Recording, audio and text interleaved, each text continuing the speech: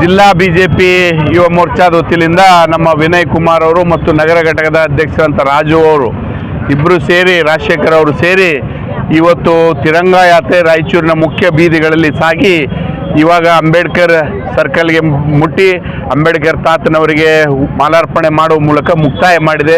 ಇದರ ಉದ್ದೇಶ ಒಂದೇ, ಇವತ್ತು ದೇಶಭಕ್ತಿ ಉಳ್ಳಂಥವರೆಲ್ಲರೂ ಈ ಸಾರಿ ಬರುವಂಥ ಆಗಸ್ಟ್ 15ನೇ ತಾರೀಕು ಪ್ರತಿಯೊಬ್ಬರು ತಮ್ಮ ತಮ್ಮ ಮನೆ ಮೇಲೆ ಜೆಂಡಾ ಏರಿಸುವ ಮೂಲಕ ದೇಶಭಕ್ತಿಯ ಸಂಕೇತವನ್ನು ಹಾರಿಸಲಿಕ್ಕೆ ತಾವೆಲ್ಲರೂ ಸಹಕರಿಸಬೇಕಂತೇಳಿ ನಾನು ತಮ್ಮಲ್ಲಿ ಕೈ ಮುಗಿದು ಕೇಳ್ಕೊಳ್ತೇನೆ.